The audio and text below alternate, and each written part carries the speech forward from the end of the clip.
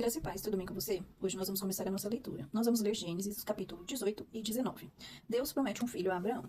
18. O Senhor apareceu a Abraão nos carvalhais de Manre, quando ele estava sentado à entrada da tenda no maior calor do dia. Abraão levantou os olhos, olhou, e eis que 3 homens estavam em pé diante dele. Ao vê-los, Abraão correu da porta da tenda ao encontro deles.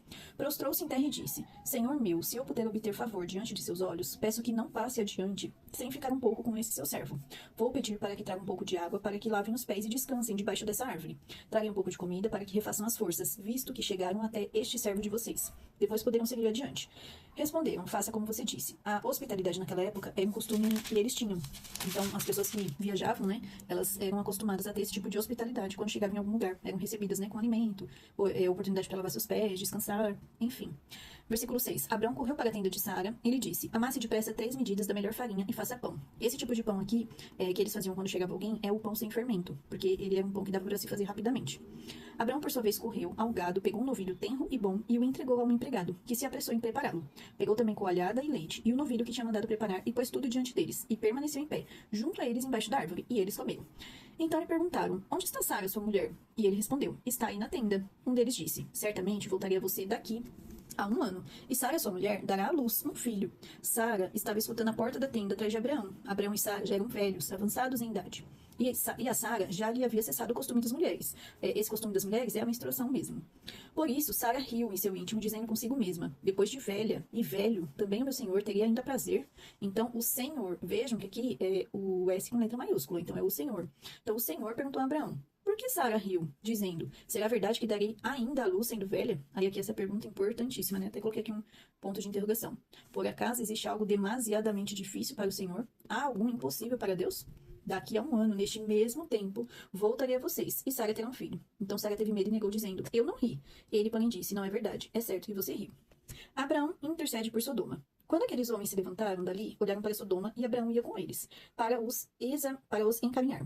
O Senhor disse: será que eu devo esconder de Abraão o que estou para fazer, visto que Abraão certamente virá a ser uma grande e poderosa nação, e nele serão benditas todas as nações da terra? Aqui Deus está falando, será que eu devo esconder dele aquele que eu fiz promessas, Porque eu o escolhi para que ordene aos seus filhos e à sua casa depois dele, a fim de que guardem o caminho do Senhor e pratiquem a justiça e o juízo, para que o Senhor faça vir sobre Abraão o que ele prometeu. Então o Senhor disse: o clamor contra Sodoma e Gomorra tem aumentado, e o pecado é gravíssimo. Lembrando que esse é o lugar onde está o seu sobrinho Ló, sobrinho de Abraão, Ló. Descerei e verei se de fato o que tem praticado corresponde a esse clamor que veio até mim. E se esse não for o caso, eu ficarei sabendo. Assim, aqueles homens partiram dali e foram para Sodoma, mas Abraão ainda permaneceu na presença do Senhor. Aproximando-se, Abraão perguntou: será que vais destruir o justo com o ímpio? Se houver por acaso 50 justos na cidade, ainda assim destruirás. Destruirás e não pouparás o lugar por amor dos 50 justos que nela se encontram? Longe de ti fazeres tal coisa, matar o justo com o ímpio, como se o justo fosse igual ao ímpio. Longe de ti. Será que o juiz de toda a terra não faria justiça? Então o Senhor lhe disse: se eu encontrar 50 justos dentro da cidade de Sodoma, pouparei a cidade toda por amor a eles. Aqui Abraão começa um diálogo com Deus, porque ele está preocupado com quem? Com Ló, que está lá na cidade, Então quando Deus fala que vai destruir a cidade, Abraão automaticamente já se lembra do seu sobrinho Ló. E aí ele começa essa conversa com Deus, 27, Abraão continuou: eis que me atrevi a falar ao Senhor, eu que sou pó e cinza. Caso faltarem 5 para 50 justos, destruirá por isso toda a cidade? E Deus respondeu: não a destruirei se eu encontrar ali 40. Se eu encontrar ali 45. Então Abraão disse: e se por acaso houver ali apenas 40? Deus respondeu: não farei por amor aos 40.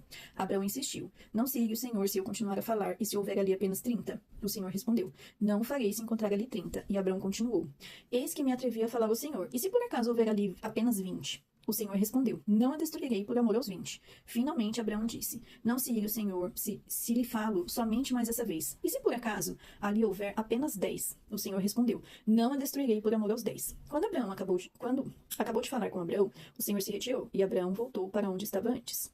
Ló recebe em sua casa 2 anjos. 19. Ao anoitecer, os 2 anjos chegaram a Sodoma. Ló estava sentado junto ao portão da cidade. O portão da cidade era o lugar onde eles resolviam coisas importantes, onde ficavam os anciãos da cidade, sempre julgando alguma causa ou resolvendo alguma coisa importante. Quando viu os anjos, levantou-se, indo ao encontro deles, prostrou-se com o rosto em terra e lhe disse: por favor, meus senhores, venham para a casa deste servo de vocês. Poderão passar a noite, lavar os pés, levantar-se de madrugada e seguir o seu caminho. A hospitalidade aqui mais uma vez. Mas eles responderam: não, passaremos a noite na praça. Ló insistiu tanto que eles foram e entraram na casa dele. Deu-lhes um banquete, fez assar uns pães sem fermento e eles comeram. Mas antes que eles se deitassem, os homens daquela cidade cercaram a casa. Eram os homens de Sodoma, tanto os moços como os velhos. Sim, todo o povo de todos os lados. E chamaram Ló e lhe disseram: onde estão os homens que à noite entraram na sua casa? Traga-os aqui para fora para que abusemos deles. Essa era uma cidade onde era muito conhecida por atos sexuais mesmo, né? Por pecados sexuais, né? E eles queriam que eles trouxessem, né? Ló, os anjos para fora, né? Então Ló foi até a porta, fechou-a atrás de si, e lhes disse: meus irmãos, peço-lhes que não cometam essa maldade. Olhem aqui, tenho 2 filhas virgens e vou trazê-las para vocês. Façam com elas o que quiserem, porém não façam nada a esses homens, porque se acham sob a proteção do meu teto. Então aqui Ló oferece suas 2 filhas para esses homens. Eles, porém, disseram: saia daqui. E acrescentaram: ele é estrangeiro, veio morar entre nós e pretende ser juiz em tudo? Vamos fazer com você pior do que com eles. E atiraram-se contra o homem, contra Ló, e se aproximaram para arrombar a porta. Porém, os homens, estendendo a mão, puxaram Ló para dentro e fecharam a porta. E feriram de cegueira os que estavam do lado de fora, desde o menor até o maior, de modo que se cansaram à procura da porta. Então os homens disseram a Ló: você tem aqui mais alguém dos seus? Genro, filhos, filhas, todos quantos você tem na cidade, faça-o sair daqui. Pois vamos destruir este lugar, porque o seu clamor tem aumentado, chegando até a presença do Senhor. E o Senhor nos enviou a destruí-lo. Então Ló saiu e foi falar com seus genros, os que estavam para casar com suas filhas. Ele disse: levantem-se e saiam deste lugar, porque o Senhor vai destruir a cidade. Mas eles pensaram que Ló estava brincando. Ao amanhecer, os anjos apressaram Ló, dizendo: levante-se, pegue sua mulher e suas 2 filhas, que aqui se encontram, e saia daqui, para que você não morra quando a cidade for castigada. Como, porém, ele se demorasse, aqueles homens o pegaram pela mão, a ele, a sua mulher e suas 2 filhas, sendo-lhe o Senhor misericordioso, e o tiraram e o puseram para fora da cidade. Então, Ló estava ali meio que enrolando, o Senhor pegou eles pelas mãos e colocou eles para fora. Por misericórdia. Havendo-os levado para fora, um deles disse: corra para sair daqui com vida, não olhe para trás, nem pare em toda a campina, fuja para o monte, para que você não morra. Mas Ló disse a eles: assim não, meu senhor, eis que o teu servo encontrou favor diante dos seus olhos, engrandeceste a tua misericórdia para comigo, salvando minha vida, mas não posso fugir para o monte, pois receio que a destruição vá me alcançar e eu morra. Eis aqui perto uma cidadezinha para a qual eu posso fugir. Ela é bem pequena, permite que eu fuja para lá? Ela é bem pequena, não é verdade? E nela poderia salvar a minha vida. E o anjo respondeu: quanto a isso estou de acordo, para não destruir a cidade de que você acaba de falar. Vá depressa e refugie-se nela, pois nada posso fazer enquanto você não tiver chegado lá. Por isso a cidade recebeu o nome de Zoar. A destruição de Sodoma e Gomorra. O sol estava nascendo sobre a terra quando Ló entrou em Zoar. Então o Senhor fez chover enxofre e fogo sobre Sodoma e Gomorra. Isso veio da parte do Senhor desde os céus. Ele destruiu aquelas cidades e toda a campina e todos os moradores da cidade e o que nascia na terra. E a mulher de Ló olhou para trás e virou uma estátua de sal. Na manhã seguinte, Abrão se levantou. Aqui quando fala que ela olhou para trás, tanto fala de coisas passadas, né, que ela não conseguia se desapegar do que ela deixou para trás, né, porque pensa, eles saíram sem nada, né, só saíram para manter-se vivos ali, né.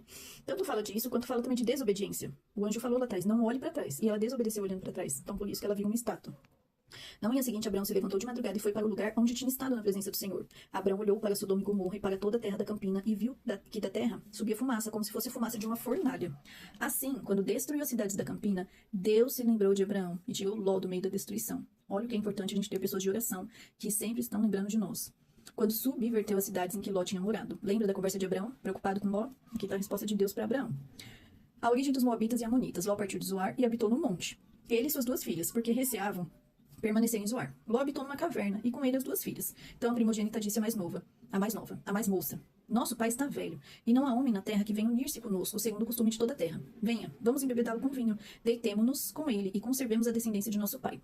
Naquela noite deram de beber vinho a seu pai, e entrando a primogênita se deitou com ele, sem que ele o notasse, nem quando se deitou, nem quando se levantou. No dia seguinte, a primogênita disse a mais nova: ontem à noite deitei-me com o meu pai, vamos embebedá-lo também essa noite. Entre e deite com ele, para que preservemos a descendência de nosso pai.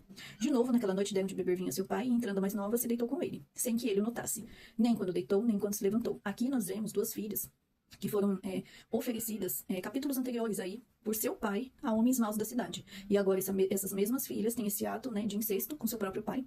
E isso é resultado de uma cultura pervertida e sem Deus, né? O lugar onde eles moravam estavam acostumados com isso. Tanto é que a cidade foi destruída. E eles só não foram destruídas porque Deus se lembrou de Abraão. Então olha que terrível, né? Os atos que esse pessoal dessa cidade estavam cometendo, né?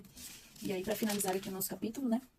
Versículo 36. E assim as duas filhas de Ló ficaram grávidas do próprio pai. A primogênita deu à luz a um filho e lhe deu o nome de Moabe. Este é o pai dos moabitas, até o dia de hoje. A mais nova também deu à luz a um filho e lhe deu o nome de Ben-Ami. Este é o pai dos amonitas, até o dia de hoje. Moabitas e amonitas, vamos ver mais pra frente na história do povo de Israel. Essa é a nossa leitura de hoje. Espero que ela venha edificar a sua vida e que possamos estar aqui amanhã novamente para ler mais uma porção da palavra em nome de Jesus. Deus abençoe e até o próximo.